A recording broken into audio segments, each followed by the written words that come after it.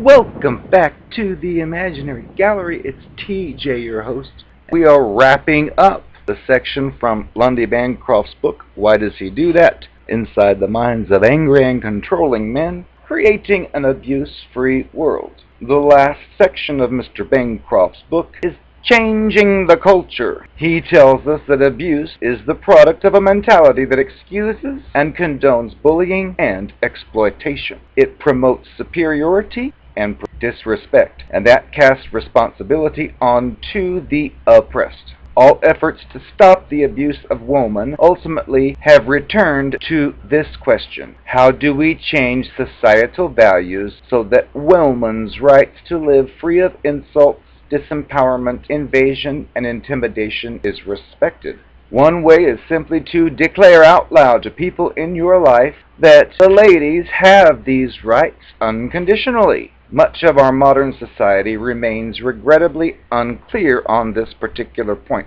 Bancroft says that he still hears people say, "Well, he shouldn't have called her a whore, but she did dance all night with that low-cut dress on with other men. He did keep hassling her at her job, even when she told him to stay away, but he was heartbroken because of their breakup." He also hears, "He did use a little bit of force when making love, but she had really led him on to believe that they were going all the way that night." You can influence your friend, your religious group, your bowling club, or relatives by having the courage to stand up and say, abuse of a woman is wrong, period. Next, Bancroft says to put the pressure against songs, music videos, humor, and other media that aid and abet abuse of people. The flood of complaints regarding Eminem's Grammy Award succeeded in pressuring CBS to run a public service announcement about domestic abuse during the broadcast and led the Grammy's president to read an anti-violence statement from the podium. A large number of complaints flowed into Simon & Schuster for distributing a video game in which the object was for the male character to successfully rape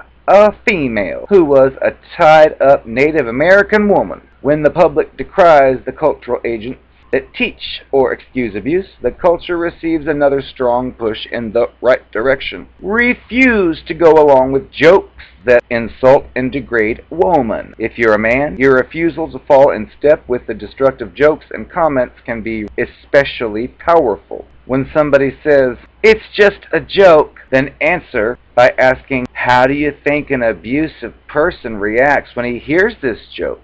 Do you think it helps him realize the harm he's doing? Or do you think that his sense of justification gets even more solidified than it was before? Encourage the ladies in your life, sisters, friends, mothers, daughters, to insist on dignity and respect, to have faith in themselves and to be proud of themselves. Expect boys and men to be respectful, responsible, kind, and do not settle for less. Again, men have a particularly important role to play in a cultural change. When a daddy tells a son, "I don't want to hear you saying bad things about girls," or "No, I'm not going to let you have a boys-only birthday party," that's prejudiced. the boy sits up and takes notice. Vocal leadership by men makes it much more difficult for abusive people to claim that the battle over abuse is one between men and women rather than between abusers and everybody else. Finally, promote alternatives to abuse and oppression by recognizing how intertwined different forms of abuse and mistreatment are. The opposite of arrogantly defining reality is listening respectfully to each person's perspective.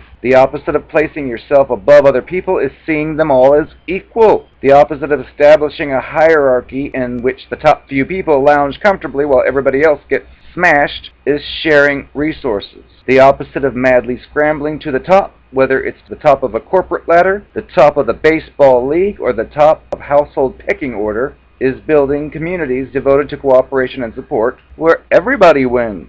To consider a world without relationship abuse is to open up even more profound possibilities to the potential for human beings to live in harmony with each other and with their natural environment. Anger and conflict are not the problem. They are normal aspects of our life. Abuse doesn't come from people's inability to resolve conflicts, but from one person's decision to claim a higher status than another with their entitlement. So while it is valuable, for example, to teach a nonviolent conflict resolution skill to an elementary school group of students, a popular initiative nowadays, such efforts contribute little by themselves to ending abuse. Teaching equality and a deep respect for all human beings, these are more complicated undertakings, but they are the ones that really count.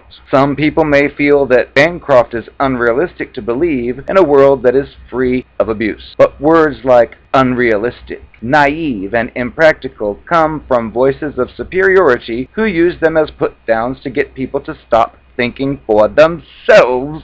Abuse does affect us all. If you haven't been involved with an abusive partner yourself, even if no woman that you love has ever suffered from chronic mistreatment, the quality of your life is still dragged down. Your horizons are still circumscribed by the existence of abuse and the culture that pushes it. The voice of abuse takes so many different forms. You can hear it each time a child's dreams are shot down by the adult who thinks he or she knows it all. It rings in the ears of anyone who has ever been ridiculed for crying. It echoes through the mind of each person who's dared to put a name to his or her own mistreatment, or to the cruelty directed towards somebody else, and then has been derided with stinging words such as sissy or mama's boy, hysterical, or many others. If you choose to believe that your life can be free of abuse, or that the whole world could be, you will be taunted by similar voices, some even originating within your own head. Some people feel threatened by the concept that abuse is a solvable problem, because if it is, there is no excuse for not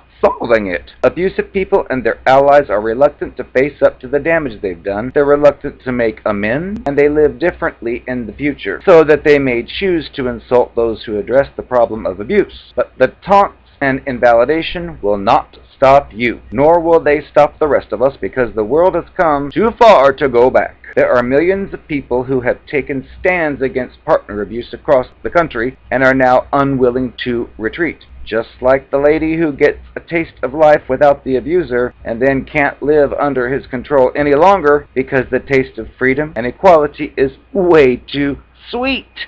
Bancroft ends this section with a few key points to remember. Once we hear the cover of excuses, distortions, and manipulations of abusers, they suddenly find abuse much harder to get away with. If Mothers Against Drunk Driving can change the culture's indifference to alcohol-related automotive death, we can change the culture's attitude towards partner abuse. Everybody has a role to play in ending abuse. If you're trying to assist an abused woman, get help and support for yourself as well as helping her. All forms of chronic mistreatment in the world are intertwined. When we take one apart, the rest will start to unravel as well.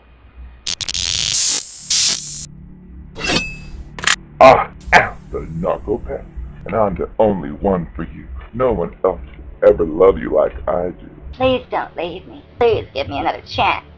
I didn't lie. It was a misunderstanding. Please tell me you don't want to go the rest of your life without ever kissing this face again, do you? I didn't think so. Now give me another chance. Come on. Come on.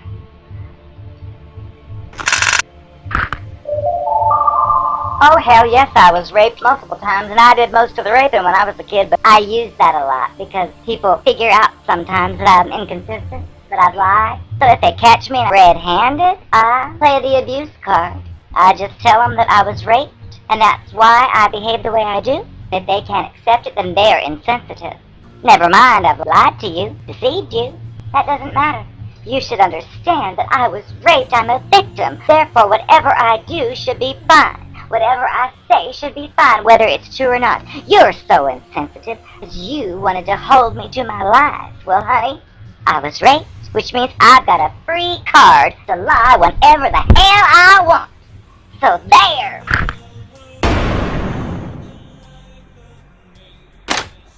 You probably wonder why we lasted so long. I'll tell you one of my secrets. My favorite game is projection. So, if we're dating and I'm using you for something you've got, and I catch on to the fact that you start to question things, which tells me that you think that maybe I might be using you for things, well, I quickly head you off at the pass, and I say, are you sure you're not using me just because I'm so pretty? Are you sure you're not just dating me so you can look good when we go out together in public? I beat you to it. So that way, when you see enough evidence to figure out that's exactly what I'm doing to you, and you say it, I'm going to be like, please, you're copying what I said about you. Can't you be a little bit more original? And that shut you up and gave me several more months. And of course, I made sure to plan things in the future, like that concert coming up 6 months down the road. I made sure we bought tickets to that together, because I know at any time you may figure out my game. If you figure something out, I'll just tell you, oh, you're mistaken, and hope it works. Plus, I know you've got that in the back of your mind. We have that concert coming up in 6 months. It works. It keeps you around. It makes you justify yourself for thinking maybe you're mistaken. And I'm in business. And that worked over and over and over again until you figured we could never be happy together. Well, honey, that's your fault, because you were too nosy. You should have minded your own business. That's my motto. Mind your own goddamn business. Don't be spying on me.